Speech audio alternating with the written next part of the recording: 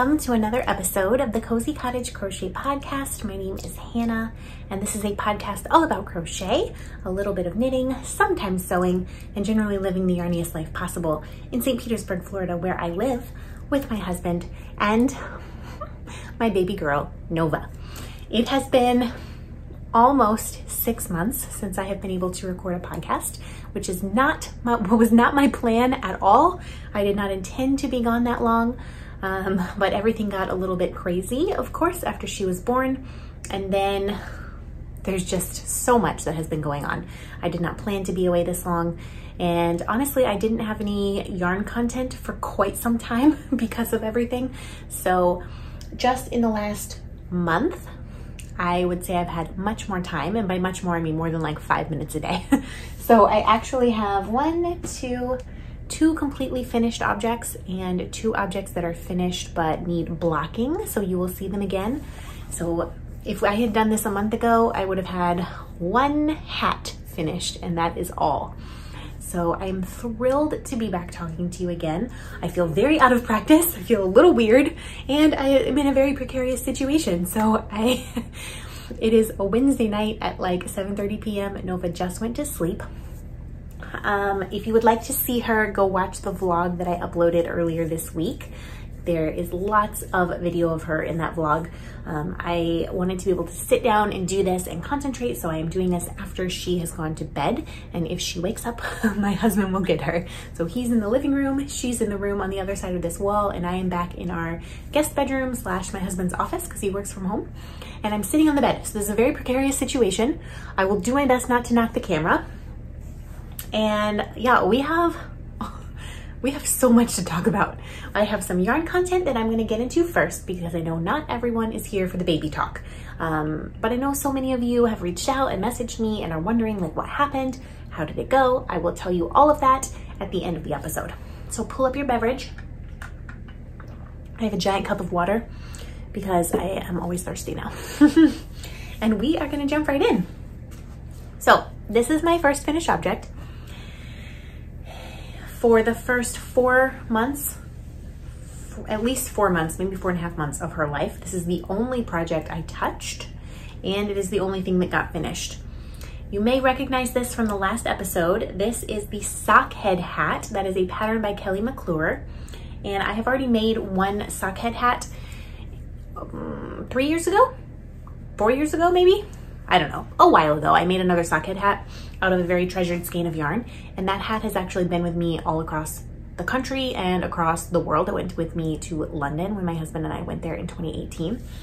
And so I knew before, I had this grand illusion that like I needed to have some plain knitting so that when we were in the hospital and after I had had Nova, I would need some plain knitting to do. I took this, I didn't touch it, but I was able to work on it a little bit when I came home. Those first 6 weeks, I got into a little routine where I'd work on it like 10-15 minutes a day. Then I went back to work, didn't touch yarn for quite some time.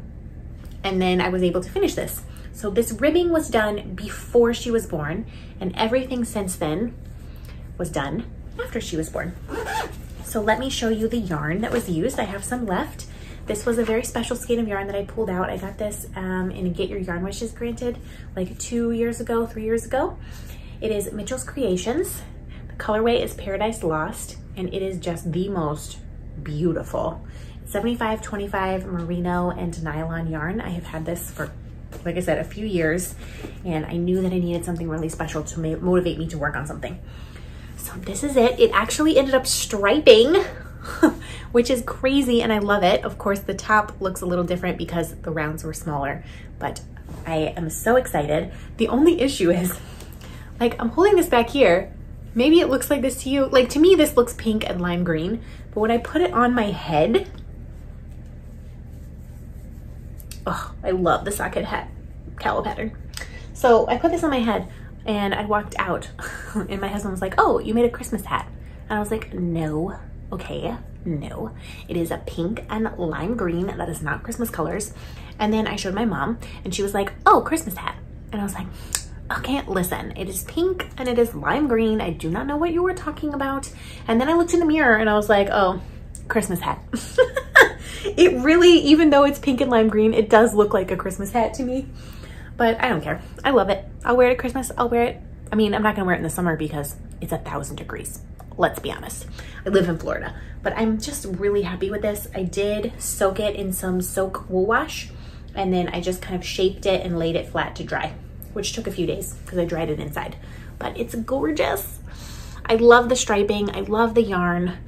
You can really see how neon these colors are when you get close, and I just love this hat. So that is the one and only project that I worked on for the first 4 months of Nova's life. This hat. Crazy, right? The other project that I had started before she was born, so I was like, I will clearly need some knitting to do. What if I finish that entire hat in the hospital? What was I, delusional? I think so. But I was like, I definitely need to have some socks to work on because those are just plain knitting in the round and don't require any thinking either. So I had started 2 socks, and I started it in Knit Picks Felici. This is the Spring Balloons colorway. So I got 2 balls of this in a sale that they had, I think, I wanna say before Thanksgiving. I got these 2 balls, or maybe these were in my stash.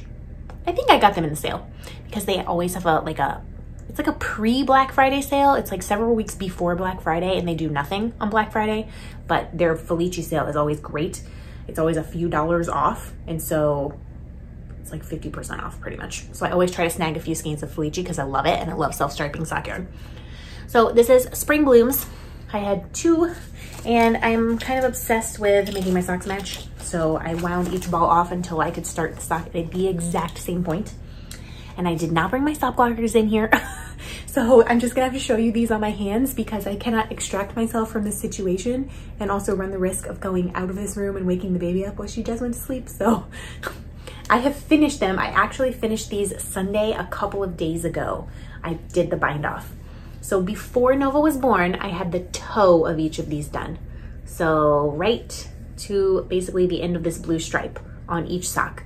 And I was like, oh yes, because it will be perfect. I'm gonna make them toe up. They will be beautiful. I will just have knitting in the round to do. Oh, how delightful. I'm so smart, aren't I? Yeah, these didn't get touched either. When I started having to go back into the office, I took these around and they got worked on little by little, by little by little. So I just finished them. It's the way that I typically have been knitting socks cuff down because I like the cuff better than this. Although when you're wearing it, like you can't tell, who cares?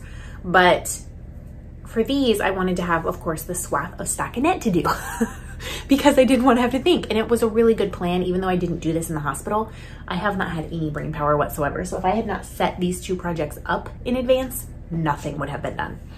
So I was able to work on this in the round. I started them toe up using Magic Loop, 2.25mm ChiaoGoo red lace needles. And then as soon as the toe was done, I switched to my 9-inch circulars, which I do the rest of the sock on. This is a Fish Lips Kiss heel. The only modification I make on the Fish Lips Kiss heel is for my size, I would typically go down to 10 stitches left.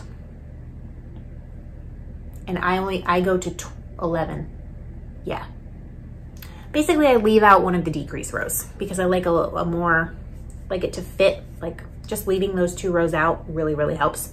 And then I did some rounds, and then I did a 2x2 rib and a stretchy bind off, which I always do the bind off with a crochet hook because I find it massively easier. These socks are actually for my mom because my mom has been a lifesaver and I wanted to make her something, and they match perfectly. So proud of them.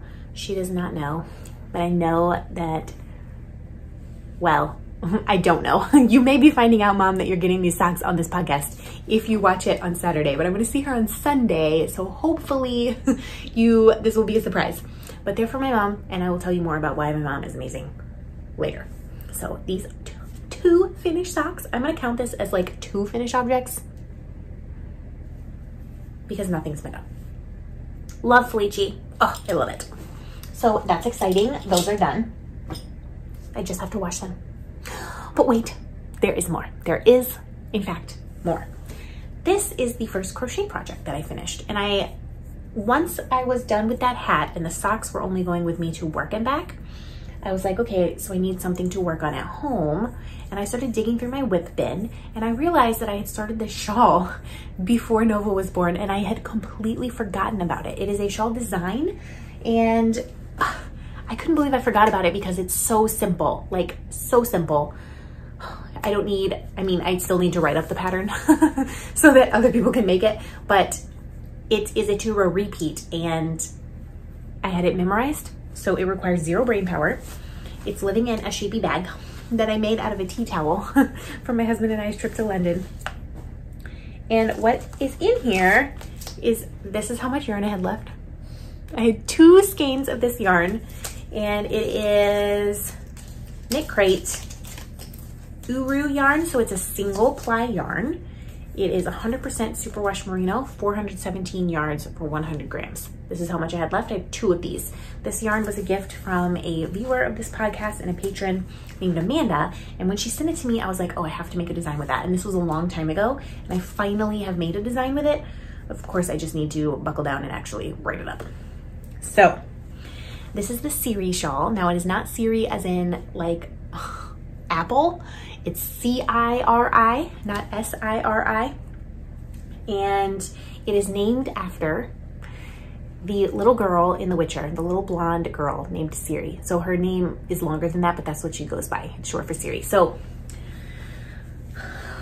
that's what this is going to be. It's going to be the second in a collection of lacy crochet shawl designs, or shawl / neckwear. So the first one I made was the Vanya cowl, which of course was named after Vanya Hargreaves from the Umbrella Academy. This is going to be the Ciri shawl, named after Ciri from The Witcher. And then there will be one more, which I have not designed yet, but I already have a name and I'll tell it to you when it happens. So this is what 2 skeins of yarn gets you. It's quite a large shawl. And like I said, it is not blocked. So it's super lacy, perfect for Florida. Oh, love it. I love it. It's so soft. It's like buttery soft. One thing that I did not realize, which if I had known at the time, I would have switched them. So you can see that this part of the shawl is like much more heavily speckled with pink. And this part of the shawl is not as heavily speckled with pink. And so you can kind of see where the line of delineation is, like the speckling kind of stops here and then it's like much lighter. If I had known that, I actually would have started with this skein, or I would have faded them in, but I didn't know. And I think, you know, once you're wearing it, no one will be able to tell. So this is all scrunched up. It's still, in my opinion, gorgeous. But before she was born, I had actually made this part and blocked this part. So this little triangle right here, up until about here, this is what it's actually gonna look like when it's open and I am done blocking it. So you can see how light and airy and lacy it is.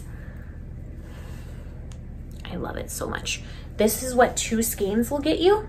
A pretty good size shawl. If you wanted it bigger, you simply would need to add more yarn. I think this would be a fabulous, now I made this in a single ply. You could make this in any fingering weight yarn. I'm just really, really thrilled with it. You see these ends, they're woven in, but I'm not gonna cut them off until I block it. Normally I would block something right away, but life, I finished this like a week and a half, 2 weeks ago, and it's not blocked. So yeah, when I finished this and I put the last stitch on it, I was like, okay, now I feel like myself again. Because I had not crocheted really anything since she was born, and it just wasn't possible. It wasn't working out. Life was so crazy. This is not folding at all the way I want it to. But who cares? I'm gonna block it. I'm just shoving it in a bag. So I really, as soon as this was done, I was like, okay, I think I can podcast again. But that's not all. I've actually finished something else. How many projects can I shove into the first 15 minutes of this episode? Oh, it turns out I can shove 3 in, and I still have 1 finished object and a work in progress to show you. So let's keep going, shall we? Oh, crazy hair. I really, really need a haircut. But you know what happens when you're a mom? You don't take care of yourself. It's just a fact. I'm not advocating for that. I'm just telling you it's a fact. So this, I actually put the last stitch on today. I am so excited. I can't stand it. This has been a long-term whip. It's a project that I've wanted to make for a long time, and I'm going to be wearing it soon. It desperately needs a blocking. I'm so excited. It's living in this Halloween bag that I got from Clarizabeth, who has Crochet Cakes, and I love this bag. It's such a great sweater bag. This is the Chelsea cardigan by Vicky Chan. I've wanted to make this pattern for a while. I finally made it. What I will tell you is if you are a beginner, this is probably not the pattern for you. This pattern is 17 pages long, and 9 pages of that are the actual written out pattern, and then the other 7 pages are charts. So not only do you need to know how to read complicated pattern instructions, you need to know how to read a chart. I don't think that I would have made it in this pattern without charts, because the construction is crazy. The stitches require very much paying attention, and it was so much easier to look at a chart than try to figure out where in the repeat I was. So this is a challenge. I will not be making another one, but I am definitely gonna get a lot of use out of this. So the yarn that I use is Knit Picks Hawthorne Fingering in the colorway Graffiti Speckle. This is 80% superwash fine Highland wool, 20% nylon, 357 yards for 100 grams. I have made Vicky Chan's other cardigan pattern, the Ariana cardigan, in blue Highland Hawthorne Fingering. I can't read. I've made it in blue Hawthorne Fingering, and that is one of my most worn crochet patterns of all time. It is so delightful, so lacy, so beautiful. So I had 3 skeins of this, and then I found another skein on Ravelry that someone was selling in a D-stash for $8, and I snagged it because Knit Picks does not make this yarn anymore. They don't make this colorway, at least. And so I was able to get this. This is how much I have left. It's probably 50 grams, so I've used 3.5 because I wanted to lengthen it, and I just had a feeling I was gonna run out of yarn, and I definitely did. I was on the border, but I would not be able to do the border on this if I had not snagged another skein. So I'm very happy that I followed my instinct and was like, I think I need another one. So again, not blocked, so it's gonna look a bit of a mess. And ends everywhere. They're all woven in, but, so this is how it looks. This is the back. And this is kind of what it looks like.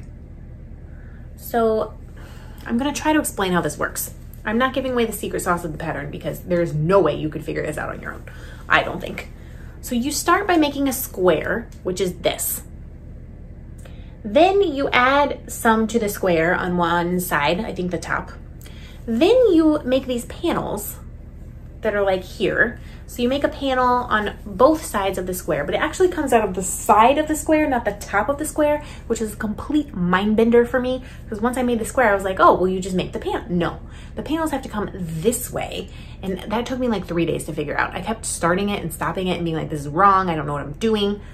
So then finally, after you make those 2 panels, you join, and then you start working back and forth in rows in this repeat pattern.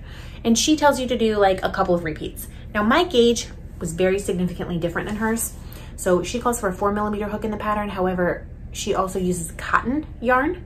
I made the square in a 4mm. It was way, way, way too small. So instead of going up in a size, I actually just went up 2 hook sizes to a 5mm.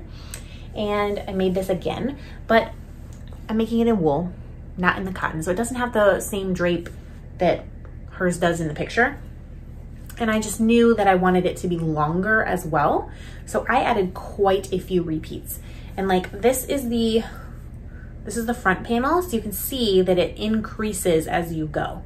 So this is how wide it is from the armhole. And this is how wide it is at the bottom. I have stitch markers on here still, marking the front and the back. I'm gonna try to put this on, but again, I'm on the bed, so I don't know if this is the best place for me to show this to you. Another modification I made is she had much smaller armholes and I wanted bigger armholes. So they actually start like this big, and I only sewed up to here, whereas she would have had it sewn up like a lot, like probably like there, which is a little uncomfortable for me. So it's basically gonna be like a shawl collared lace cardigan like this. I don't even know how I can show you this sitting on a bed. Forgive me. So that's kind of a view. So you can see it's a little drapey, a little open like this, and it's gonna look much, much better once it's blocked. I already have plans to wear this. I have an olive green like t-shirt dress. I don't know if it's gonna fit me anymore, but I'm gonna try it. I think this would look so, so pretty on top of it. So I will show this in the series shawl again next time once they're blocked so that you can really see the lace, because like I said, it's a bit crunched up right now. So today I actually was doing the sleeve edging. Managed to do that during Nova's nap time, which was delightful. So, oh, this is the Chelsea cardigan. I would not make that again. That is a one-time project for sure, but it's definitely worth it. So excited about that. The work in progress that I have is another cardigan. And it's living in this waxed canvas tweed bag that I got from Faye, the Crochet Circle podcast and Providence Craft Company. And living in here is the Obsidian cardigan pattern design that has gotten almost zero love in a very, very, very long time. And the only reason this has gotten love recently is because my husband and I had a chance to go away for a little bit. This last weekend, we went only a few miles away from our house and had a little staycation. It's the first days off I've had since I went back to work. So we did that, and I knew I was gonna have some downtime when she was sleeping, and so I took this with me. So this is a pattern that will be coming at some point from me. The Obsidian cardigan, it's made in Holst Super Soft, Holst Garden Super Soft yarn, which is a bit of a misnomer. I mean, it's super soft as far as wool is concerned. It is not merino, it is not superwash. So if you have a sensitivity to wool, this is not the yarn for you, but it is so, so inexpensively priced, and it's a bit lacy at the moment, but once it's washed, all that spinning oil will come out and it will fluff up and be gorgeous.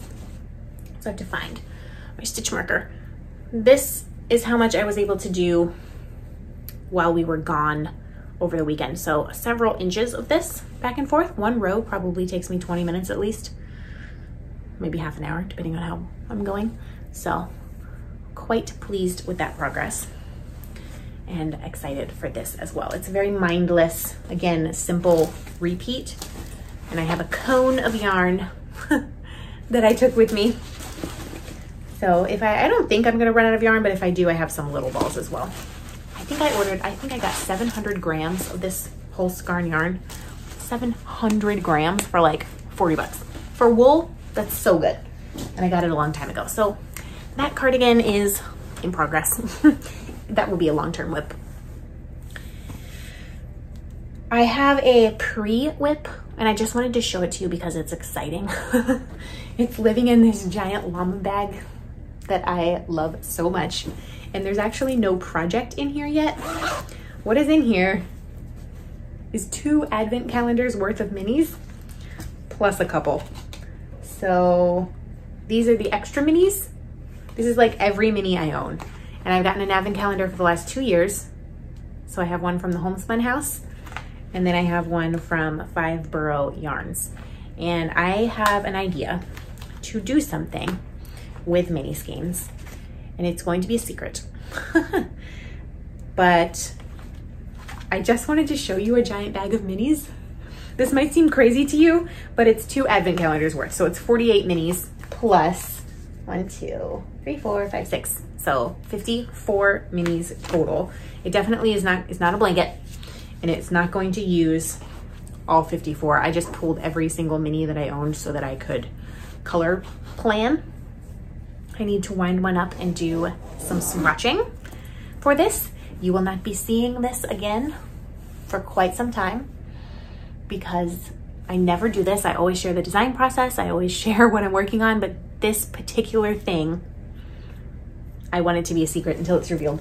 But I just had to show you a bag full of minis. So exciting. So yeah, that is all the yarn content. That is infinitely more yarn content than I thought I was going to have, honestly. And it's only because the last couple of weeks have been a lot easier than the previous weeks. So that's all the yarn content. So if you're not here for any life stuff, that is the end. But if you are here for life stuff and you want to know what's been going on for the last 6 months, stay tuned because I'm about to get into this. And there is probably no way that I'm gonna be able to get through any of this without crying, so just prepare yourself for some emotions.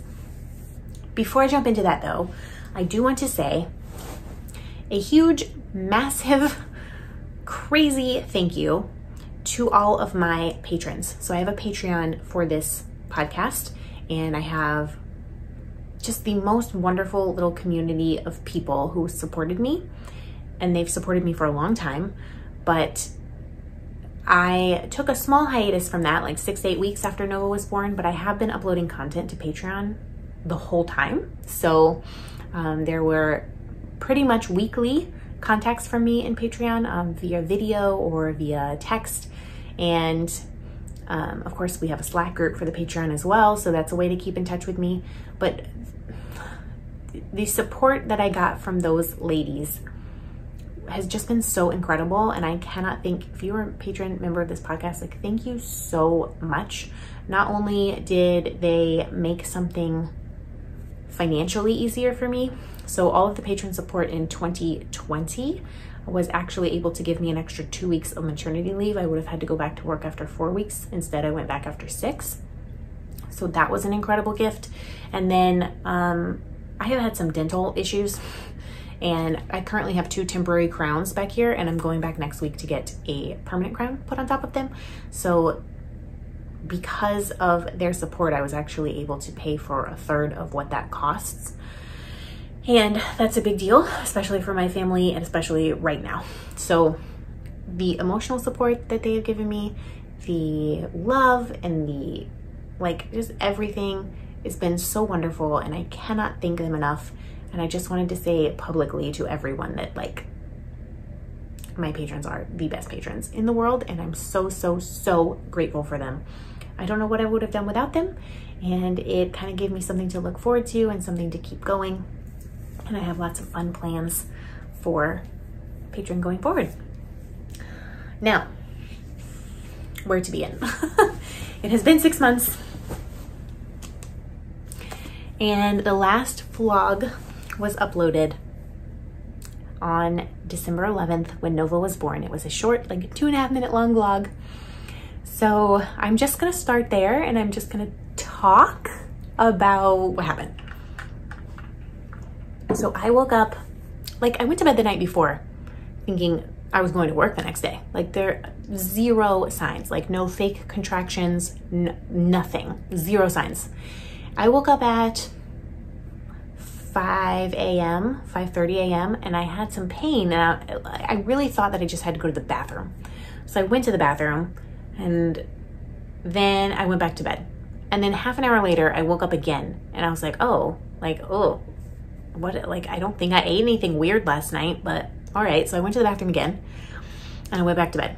And by then it's like 5:45, 6 a.m. I woke up 15 minutes later, and I was like, I think this might be a contraction. Like, I think I'm going into labor. But of course, everyone's like, you're not going, in my head, I heard people saying, you're not going to labor. These are just the fake contractions. Like, it's not real, blah, blah, blah. So I waited until 6:30, and I started timing them. And they were about 10 minutes apart. And I was like, okay. So I don't know, maybe. So I woke Josiah up, and I was like, I'm having contractions. Like, I think I'm going into labor. I don't know. It could be fake. I don't know. So, okay, 6:30. Then I was like, well, let me get a shower. By that point, they were like 8 or 9 minutes apart. I was like tracking them on my phone. So I get a shower. By the time I was out of the shower, they were like 7 minutes apart. And I was like, okay, I was almost positive that my water had broken. And so I called my OB, and I was like, I think I'm in labor. Like, these are the contractions. I'm 99% sure my water has broken. And she was like, okay, well, you have time. It's going to progress, you know, probably slowly. Get yourself together. Meet me at the hospital, and it'll be fine. You know, you have like at least a couple of hours. It's no big deal. So we got ourselves together. We packed the car. I don't remember if I ate anything or not. I can't remember. So we get there. By the time we left the house, my contractions were like 3 to 5 minutes apart. I'm not kidding you. By the time we got to the hospital, they would not let Josiah in, first of all, which gave me almost like a panic attack. They were like, no, he has to go park down the street because we have to decide if we're admitting you, because it was still COVID, you know? So they were like, we have to decide if we're admitting you before we let him in. Okay. So they wheel me upstairs. I get put in like a triage room. Someone comes in and I'm like 3 minutes apart, these contractions. Like they're killing me. I've had zero pain medication, nothing. This nurse comes in, she's like, okay, let's take a look, blah, blah, blah. She took one look and she was like, oh, honey, you are 6 centimeters. And I was like, it feels like it. She's like, we're keeping you. So she called security like from the room, like let him in. They're having this baby. So I got into another room. By the time all of that was done, it was like 30, 40 minutes later to get all checked in and moved and everything like that. It was 8 centimeters. And they gave me an epidural, but like barely. I barely got it. Because if it had been if it had been like 15 minutes longer, I would not have been able to have one. I have never said so many F words in my life collectively as I said during those contractions before the epidural. I know plenty of people do this without medication. I do not understand how. I have never felt pain like that in my life. It was mind-blowing how much it hurt. So like the nurse had to like keep talking to me. The midwife was there. She was talking to me because the doctor like hadn't really shown up yet. And I was like dying. So they finally give me the epidural. I'm pretty much still dying. And that's actually kind of slowed everything down and kind of stopped everything for about an hour. Like I still had contractions, but I didn't feel them as strongly. And they wanted me to push after the epidural, which I did for maybe 30 minutes, but like nothing was happening. So they're like, okay, we're just gonna let her gravity come down a little bit more. So I got to lay there and I think I would have had her without the epidural, but because of the epidural, it slowed everything down and I was able to actually just kind of relax for an hour, which after being up since 5 with those contractions was much needed. I got to like sip on a Sprite and relax a little bit and just kind of lay there and like gather myself. So that was really nice. I'm not gonna say really nice. It was just nicer than not having medication.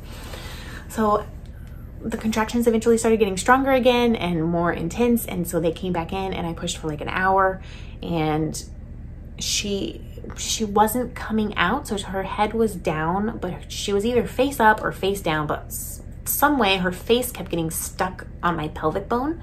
So I would push it and she would come out a little bit and go back in and come out a little bit and go back in. And she couldn't, like this part of her face kept getting smushed. And when that happened, like during the contractions, her heart rate kept dropping to like in the 50s. And so after about the 5th or 6th time that happened, like after every time that happened, they would like roll me over and like move her around a little bit and her heart rate would go back up. But after several times that happened, they were like, okay, this is not gonna keep happening. So they got the vacuum and I pushed really hard and they vacuumed her out, which meant she had a little tiny cone head for a couple of days, which was so sad, but it went back to normal. Babies have soft heads. So she came out and they put her on my chest, and then I guess I understood like intellectually that the placenta still has to come out and after birth, like all that stuff has to come out still. But it did not occur to me that after she was out, they were going to put Pitocin into my IV to keep the contractions coming. And so they put her on my chest. I'm still dying. Like I'm still having all these contractions, all this other stuff comes out. Then they're like doing some sewing and stuff down there because they had to vacuum her out. So that did not go well. And so I'm just basically like crying for a half an hour while they're doing that. And she's on my chest. Apparently she pooped on me and my husband cleaned it up. I have no idea. I just had his hand and I had her right here and I had like my hand on her, but I couldn't even like open my eyes or look at her. Like I was in so much pain and they kept doing stuff and it was so painful. And I just like kept crying and crying and crying. And then finally they were done. And I like took a sip of water And then once I was able to like calm down, and I had like the shakes the whole time I was in labor, I was shaking and shaking. So that finally stopped. And then I could finally look at her and focus on her. And I'm gonna cry right now. She was so perfect. So beautiful, so perfect. And then they wheeled us. It was really, nobody could come visit us. No one was allowed in or out. Like, we weren't allowed to leave the building. My husband couldn't go get food. We could only get food from the cafeteria. Like, it was very strict kind of lockdown we were there for 3 days. But actually, that was okay, because they're in there like waking you up.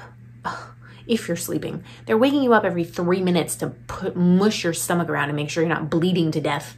And the person who mushes your stomach around is not the same person who comes in to take your temperature, who is not the same person who comes to give you medication. So like, all of that is going on.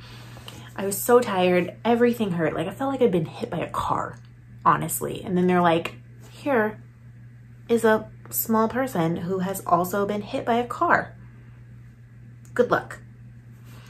I'm nursing her, so because she was vacuumed out, it like coned her head a little bit, but it also pushed her chin back. So she had real problems latching at the beginning. I would not have made it without the lactation consultants at the hospital. I know people have had like bad experiences with lactation consultants. They were so wonderful. Like, they came in every single time I needed to nurse her and like helped me. I would never have been able to figure it out. And she would never have been able to figure it out on her own, because she had to be like, because her poor little chin couldn't make the motion for a couple of days. So yeah, we went home. We survived.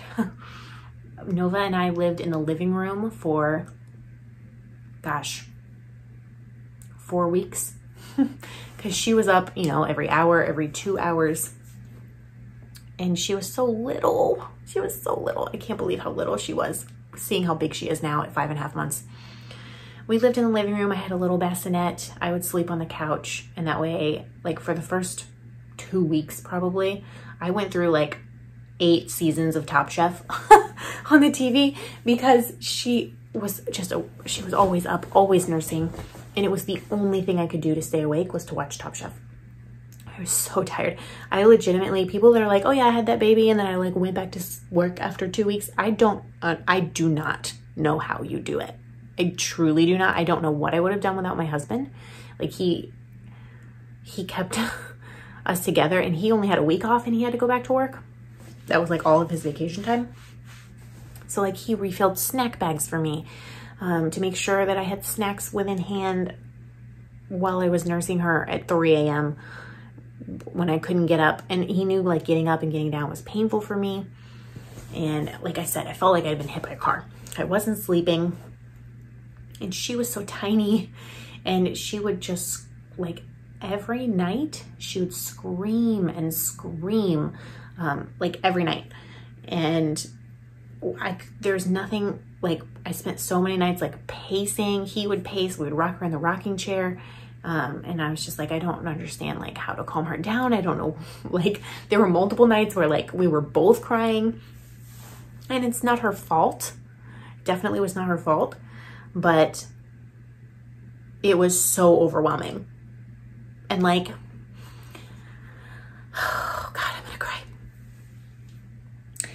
What people tell you about having a baby is, it's beautiful. It's really hard, but it's beautiful and it's worth it and it's wonderful. And that is true. But I don't think anyone actually told me how hard. And maybe they did and I didn't want to listen. I don't know. Because people just post like how much love they have for their baby, and like, it was hard, but it was worth it. And like, I just look at her face and I feel so much joy. And like, it's so hard. It's so hard. My parents came over on Christmas.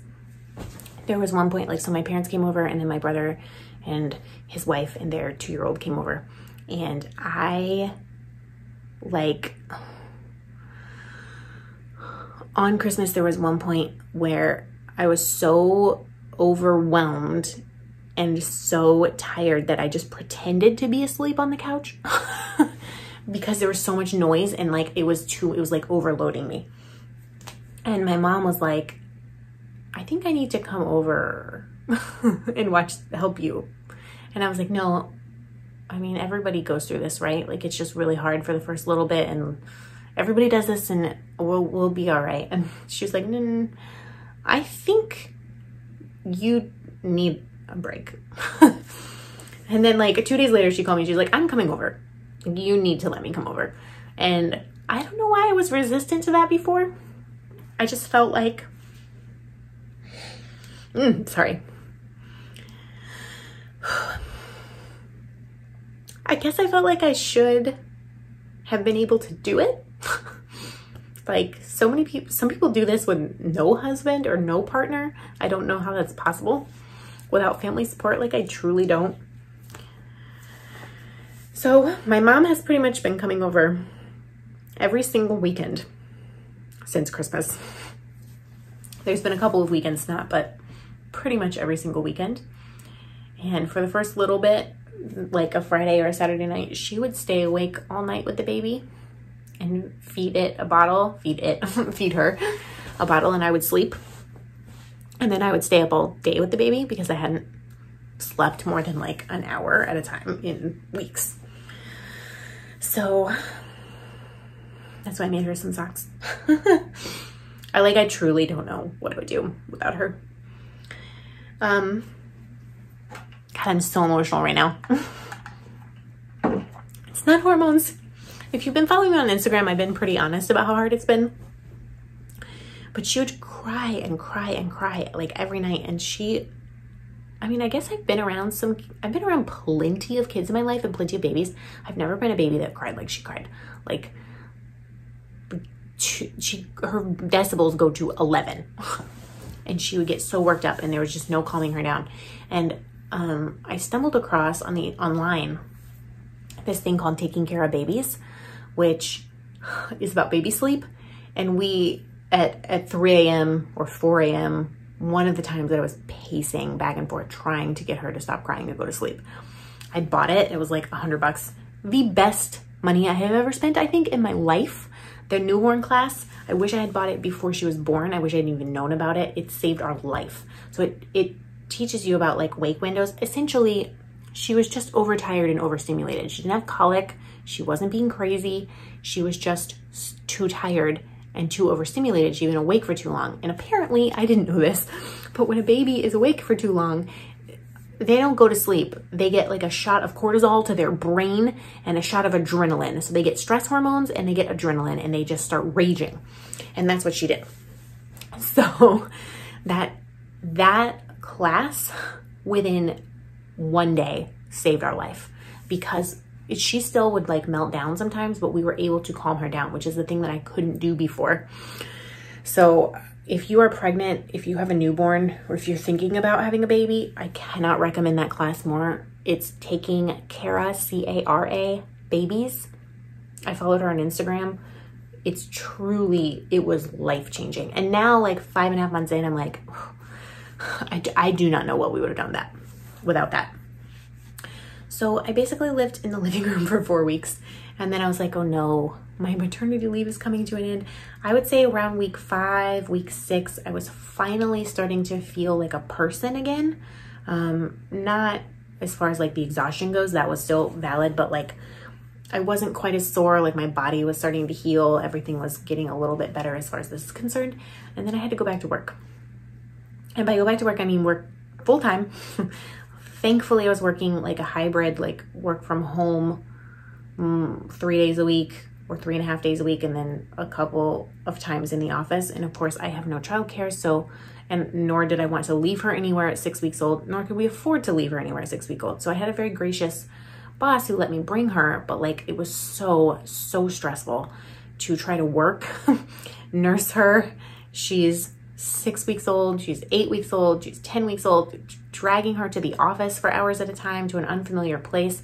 She screamed more than once there for quite a long time because it was just too much, or like I couldn't feed her when I needed to because I was working, or like clients were coming in. So there was all this stuff going on. And on top of that, so I was working full time, 40 hours a week, Monday through Friday. I was also running or trying to keep up with different church, which is the little inclusive church in St. Petersburg that I am the pastor of, which so many people stepped up and like did things for me and took things off my plate. I don't know what I would have done without them either, but I still had to speak every Sunday. And that started, you know, pretty much like 2-3 weeks. I had 3 weeks off after she was born of Sundays, but then after that, I had to speak because we're a tiny church, like we're brand new. There's not a lot I can do. Like somebody has to speak, it has to be me. So I was doing that, and then I was working full time, and I've just been in survival mode. That's really when, because I had been in a little bit of a routine of like knitting on that hat a few minutes every day. That's when the yarn time left. Like it was literally just wake up, survive the day. And then finally when Nova would go to bed, who knows when that would be, but when she would finally go to bed, if I had time, I would just stare at the wall. Like my husband would watch TV or something. I couldn't even tell you what was on the TV. Like there was nothing. I had nothing in my tank. And so I really have not had any days off since 4 months ago when Nova was born. So from the day I went back to work, I have not had any days off, except for I did get President's Day off from my regular job, but Nova had a stomach ache. She cried all night, was up all night, and then we like barely survived that day. So I don't really count that as a day off, but like Monday through Friday, I would work that job, Saturday and Sunday, and then some evenings I would be doing church stuff, writing sermons, preaching, being at church, all of this stuff. And then I'm like nursing her and pumping and working, and it's so much. Like I knew, this is where I'm gonna get emotional. I knew the newborn phase was going to be hard, but I hated being pregnant. So for 9 months, I hated being pregnant. It was awful. I was sick for 9 months. The symptoms were terrible. The two things I liked about being pregnant was 1, not having a period, and 2, feeling her kick until she got too big, and then it was painful. Those were the only things I liked. So when she was born, I had hoped that I would at least enjoy this tiny little baby, or like be able to enjoy the tiny baby that I had waited so long for. Like my husband and I have been trying, we tried for her for almost 3 years, and we had that ectopic pregnancy miscarriage that was so traumatic in the meantime. And she was finally here, and she was beautiful and perfect, and I wanted to enjoy it. And there were certainly beautiful moments that I did enjoy, and like I was full of love for her. But overall, like it was awful. And I don't think enough people are honest about that. Like that the newborn phase is so hard. Like I'm pretty sure I cried every day. I'm pretty sure that like at least there were some days I said once every 5 minutes, like I can't do this. And I didn't mean I can't be her mother. It was more like I couldn't do everything else.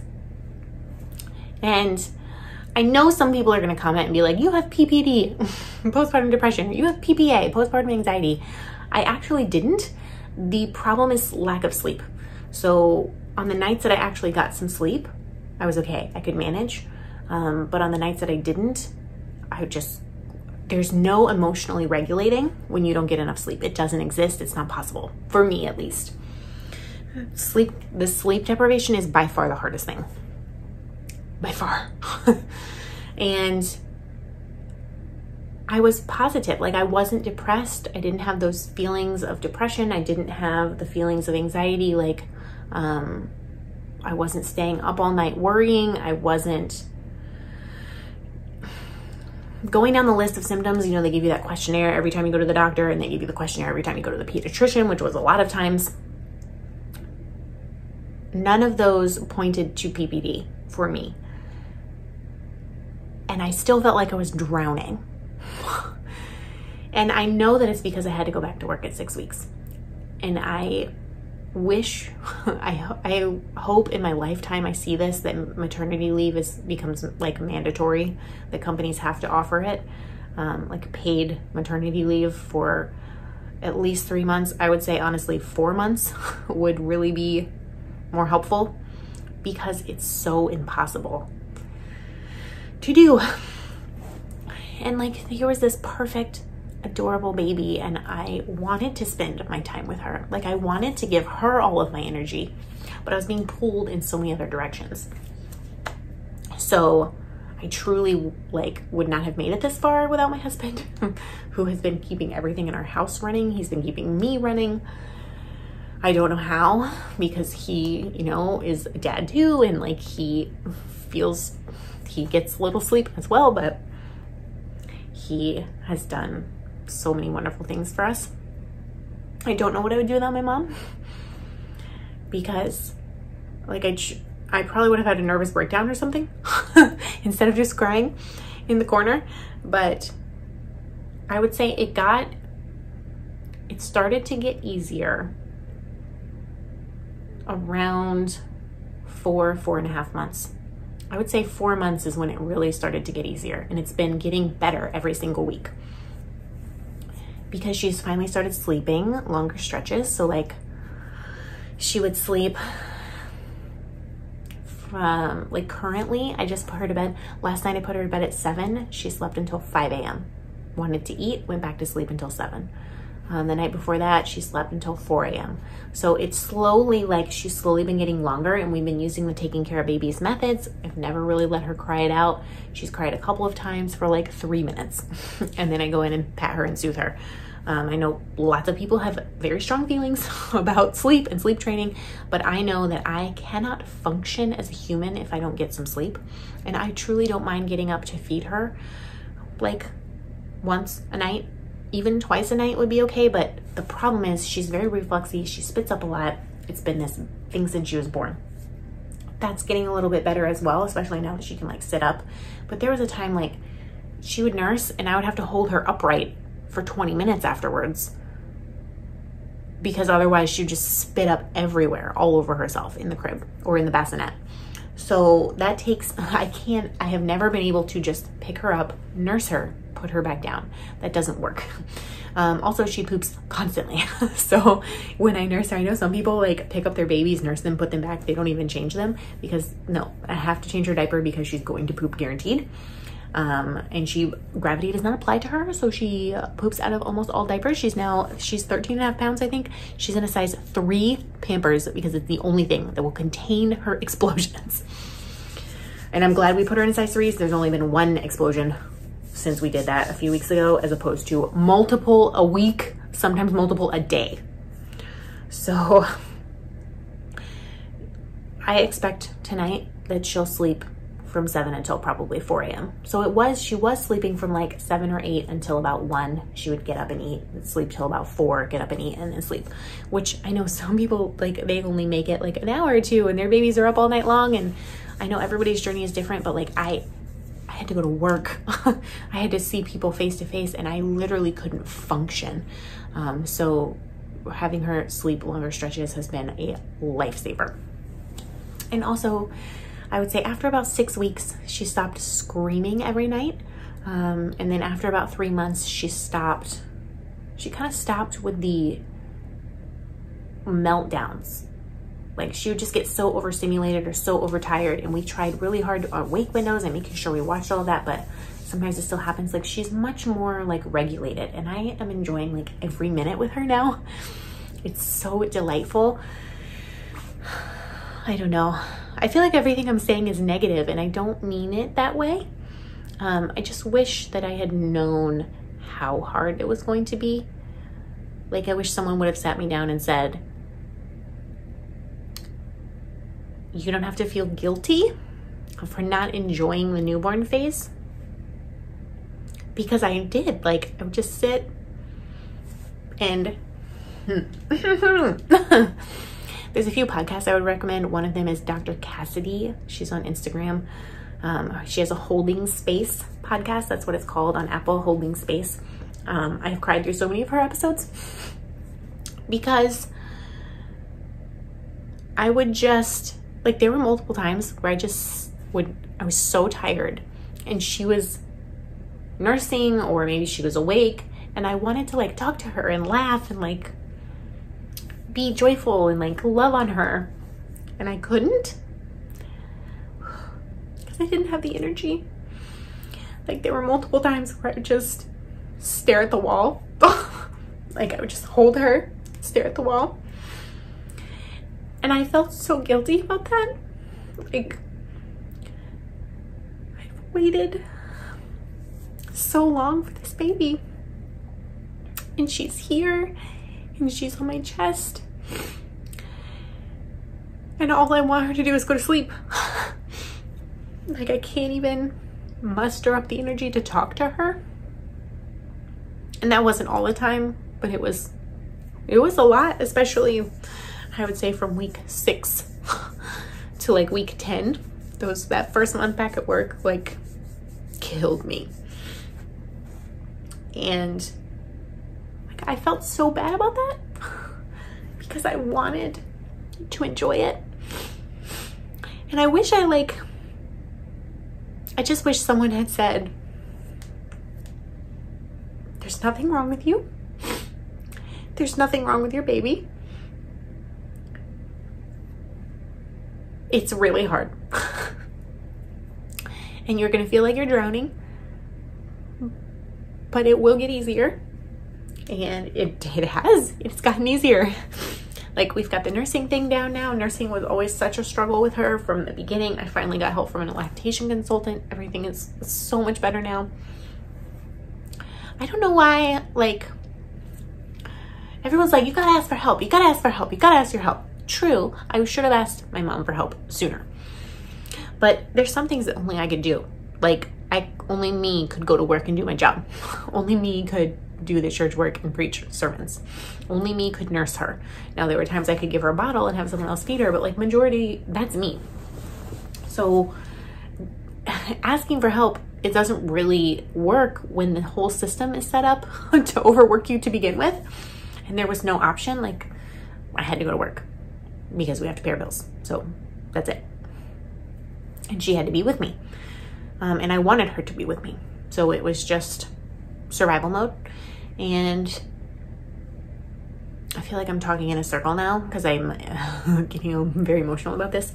I just wish people were more honest, because the people that I know who have had kids have been like, yeah, like, it was hard, but it was so beautiful. Like, it was so lovely. And I'm like, was it lovely for you? Because this feels like hell. The newborn phase, like, I was not prepared for how hard it was going to be. And at the same time, I don't think it would have been anywhere near as hard. I think I would have had such a much better experience if I just had longer maternity leave. Because like I said, the time I was finally starting to feel like a human again is when I had to go back to work, and that wrecked everything. And also, something did not heal properly inside of me, so I had to have another procedure at like week 14, I think, 14 or 15, to get some tissue removed that should not have been where it was. So I was still in pain all of those weeks later because my body was not functioning properly. And so just every day was like, some days where like if I got 6 or 7 hours total in a 24-hour period, like, that was the best day in the world. If I got less than 5, I cried all day, pretty much. So I say all that to say, I think we need to be honest more. And if you follow me on Instagram, I've been putting up photos of Nova since she was born. And I have been pretty honest. Like, 2 things can be true at once. Like, this can be the most beautiful, perfect, wonderful baby that I love more than anything in the world, who is, she's everything. And also, this can be really hard and messed up, and like, I don't know how I'm going to survive, and I don't, like, you can be crying in the cold. Like, 2 things can be true at once, and we can hold space for that, which is why I'm recommending the Holding Space podcast. Because that's what we need, is just to just be accepted. Like, I think moms need other moms, or parents need other parents, to just say, it was really hard for me too. You don't have to feel guilty about that. You don't have to feel guilty about staring at the wall and not talking to her. And I did at the time. I was like, I'm ruining my baby. Like, I can't talk to her. I can't smile at her. I don't know what I'm doing. Like, all I'm doing is feeding her and holding her, which is exactly what she needed. Like, what, on what planet was I thinking that I had to be some kind of perfect person and do all the things that I thought had to be done so that she could like know that I loved her? No, what she needed was exactly what I was doing. I was feeding her. I was making sure she was changed and dry, which was multiple outfits a day with her spit up problems. I was holding her all the time. Like all the time she would be on me, listening to my heartbeat. When she was upset, like I would pick her up and she would do that little shudder like breath that babies do, like that. And she would be doing that. And then I would hold her and she'd be like, that's what she needed. That's all she needed. She didn't need me to feel guilty about not playing her enough music or not reading her any books because I was too tired, or not playing with her with toys. Like she just needed me to be a safe space for her and to make sure that she was taken care of, which I was doing. Like that's what I was doing the whole time. I never stopped doing that. So, I wish I could quit crying about this. This would be a much more clearer message if I could just keep it together. But I don't know who needs to hear this. I needed to hear this, so I'm going to say it out loud because maybe you need to hear this. Maybe you don't even need to hear it right now, but you need to hear it for the future. You are the best mama for your babies. Period. Hands down, no matter what. You are the best mama for your babies. And is it wonderful if you can read them books and sing them songs and tickle their little toes? Yes. But what they need, what kids need from you is your presence. And she had that from day one. She had all of me almost all the time. And you know what? Like I was so worried. I didn't need to be worried. We have such a good attachment right now. And she's like she's definitely a quarantine baby. She doesn't like a lot of people. And she gets scared a little bit easy with like loud noises and like wild gestures because she hasn't been around a lot of people yet. And my husband and I, we are her safe space. Like when she's upset, she wants us every time. And she knows we're gonna come. When she's hungry, she communicates that. And I know what it sounds like when she's hungry. When her stomach hurts, which has been so much since she was born, she can communicate that. And I know that's what the problem is. When she's happy, like she laughs now, like she's always looking. The sweetest thing in the world was I went over to my friend's house recently, and Josiah always does bath time with her. And then I put her to bed. So, but I'm usually like in the bathroom around bath time, like sitting on the toilet, and he's like in the bathtub doing stuff with her. And I wasn't there that night. He did bath and bedtime by himself because I was with a friend, which was so delightful. And he said that the whole time she was in the bath, she kept just looking back, looking at the toilet, like where I would normally be, and I wasn't there. And she kept being like, like she looks for me. She hears my voice and she smiles. She gets so excited. She like flaps her little arms. My favorite thing that she does is when she is excited or she wants something, she like breathes really hard. She's like, it's so cute. I can't stand it. Like anytime she could be happy about a toy, she'd be happy about seeing my face. She could be happy about getting some milk, a bottle of the house white, I should say. She could be happy about anything. And every time it's like, she just gets so excited. She makes these crazy little sounds. She sounds like a pterodactyl, like a cute little pterodactyl. She laughs, she smiles, she rolls over, she loves crinkle toys. She loves music. She loves dance parties. Like one of the things if she's upset we can do to get her to calm down is like just dance around with her, and she like kicks her little legs and she baps her arms around, and she's like, it's so great. It's so great. And all I can say is I wish I would have enjoyed the newborn phase more, because she's not that small anymore. She's like a real baby now. And the only thing I miss about the newborn phase is her sleeping on me, because there were a few times where like there was nothing I could do to get her to calm down and sleep except put her right here. And I miss that. That's it. So you are not ruining your baby if you don't do all the things you think you need to do. You are not a bad mom if you can't do all the things on your list that you think you need to do. You are the best mama for your baby, and all they need is your presence. That's it. Just need your presence. Like, she's so securely attached to me. I did not mess her up by hating the newborn phase. I love her infinitely, and she loves me infinitely, and it's beautiful, and I just love being with her. But it was really hard. So the reason that I was not able to podcast is because I felt like I was drowning because I had to go back to work full time too soon and work essentially 2 full-time jobs while being a mom of a newborn. So that was crazy. Do not recommend. I don't recommend. But some major life changes are happening. So my last day with my job at the law firm where I worked was Friday last week.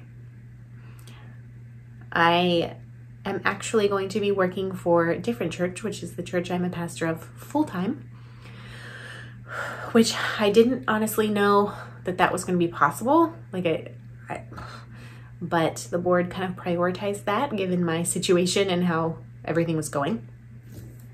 I truly don't know, like if we bring in enough money every month as a little tiny church to support that. But because of COVID last year, we shut down for several months. We were only online. That cost almost nothing. And there were a few people that donated some money that we were able to save. So because of that, we have money in savings to essentially pay me a salary for 6 months. And we've decided to use that money to pay me a salary for 6 months. So it'll be from now until December. And if at the end of December, we are not making or bringing in enough donations each month to kind of cover the cost of that salary, then I will find another revenue stream for sure. I would never do anything ever to put the financial future of Different Church in jeopardy. It's too important to me that it exists. I think that with someone who can dedicate a lot of time and effort and energy to Different Church, that it will actually grow and flourish, especially now that vaccinations are happening and like everybody's being able to get out a little bit more. So because that's happening, I have hope that at the end of 6 months, this is not going to change. Like I'm really going to work very hard at that, but I have a week off in between. I took a week off. So my last day was Friday. I actually took Sunday off completely. I wasn't even at church. I had someone else speak for me. And my husband and I went a few miles away and had our little staycation with Nova. And the place was great. And they had a little crib there. And you should watch the vlog because it was so nice. Like I got to spend time with my husband that I have not had in months to spend because I'm so tired. Like I would just, any chance I could get, I would just go to sleep. And we got to hang out every night. She went to bed at 7 and we would stay up till the late hour of 9:30 eating and talking to each other and like laughing and reconnecting in a way that we haven't in so long. And then this week, like we got back Monday, I moved her into her own room on Monday, which has meant I was up all night on Monday night. But she's 5.5 months old. She needs her own space. I think she has slept a little better, I think, because she like grunts and makes noises all night long and I cannot sleep through that. I'm like, any noise she makes, I feel like I have a shot of adrenaline in my body. I'm just like instantly like, what's happening? Let's go. So I have the monitor right next to me in bed. So if she makes anything beyond a grunt, I will hear it and be able to get to her in no time. So I think that she was keeping me awake. And also I was waking her up unintentionally because she would make noises and I would think that she was fussing. So I would go to attend to her, but she was still asleep. And then I would like accidentally wake her up and it was a mess. So Monday night, she slept till 4 a.m. and then wanted to eat. And I didn't sleep a wink because I was watching her on the monitor all night long. So yesterday was Tuesday. I was really, really tired. But last night I did a little better. I was not so full of anxiety about it. And she slept till 5 before she wanted to eat. I cannot believe that. I can't believe it. So she has her own room now. My computer on a card table is not in there anymore. So that got to be removed. Tomorrow, I do have to do some work tomorrow because I have to preach on Sunday and I have no idea what I'm talking about. So I have to write a sermon.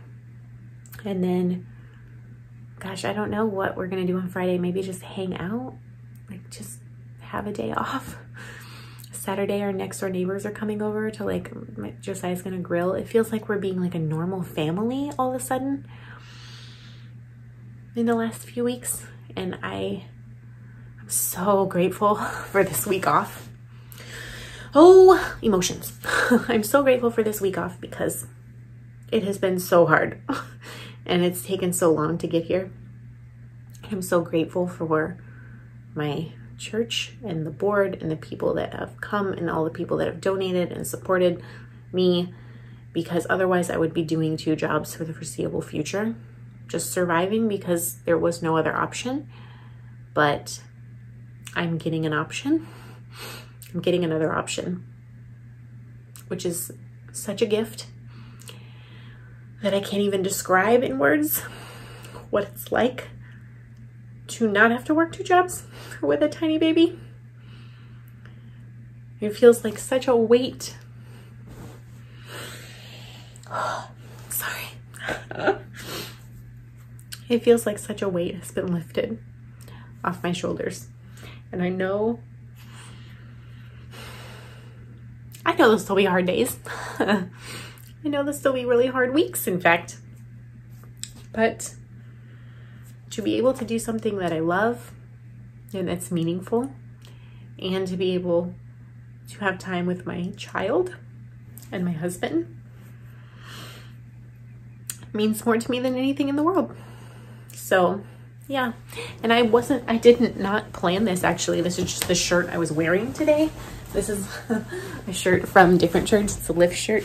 So it says open and inclusive and loving and Christian and different. And the name of the church is Different Church. And I'm the pastor. Crazy. And so yeah, we're a little tiny affirming church in St. Petersburg, Florida. Specifically, that means that we accept all people, regardless of race, ethnicity, sexual orientation, gender identity, socioeconomic status, disability. It doesn't matter.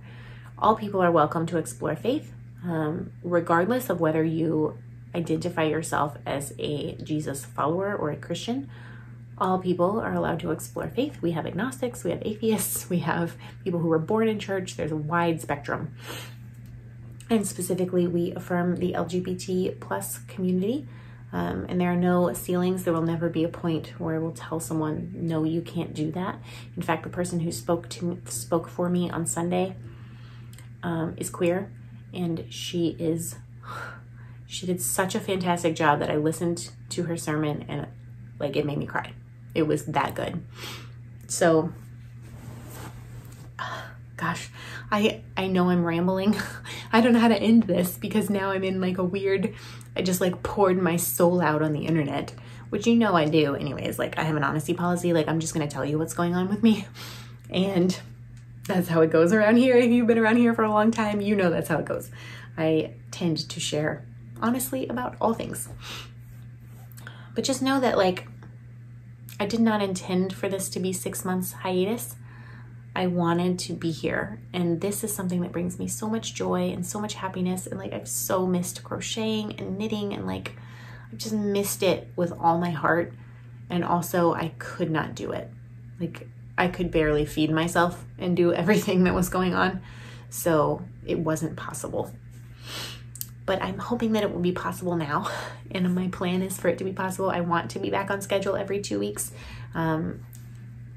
If that's not the case for another couple of months, if I can only do once a month for a couple of months, that may just have to be how it goes. But my plan is to do every 2 weeks, and even if I don't have much to talk about, it may just be a shorter episode. Nova will be joining me a couple of times for episodes, I'm sure, as a tiny co-host when I can talk to you. I'm planning on recording these. I'm gonna have one day off during the week because Sunday's a work day, so I'm gonna have Saturdays off, hopefully, and one day off during the week, so I'll try to record on that day and get some content going.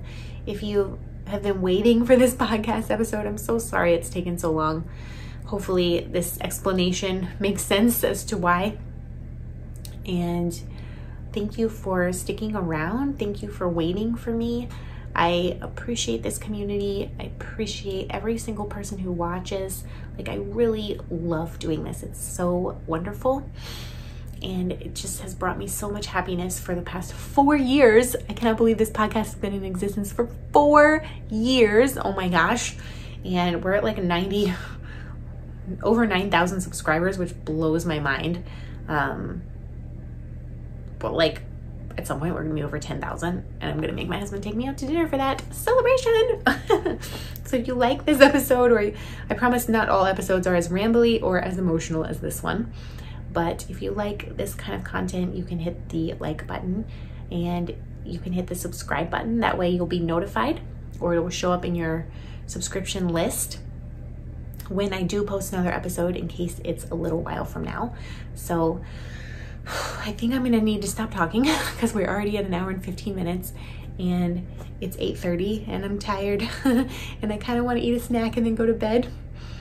Although I probably won't go to bed till 9:30. I'll watch a little something with my husband and get some snugs. We have recently, sidebar, been calling snuggles snugs because the baby always wants snugs. And so we call them baby snugs, but now snugs, now I say snugs all the time. I'm like, I need some snugs, like come snug me. Give me some snugs. So snugs, there is your word of the day. So I'm gonna sign off and stop talking, otherwise we'll be here all night. Again, huge thank you to all of you. I appreciate you so much. And a special huge thank you to all my patrons who I don't know what I would have done without.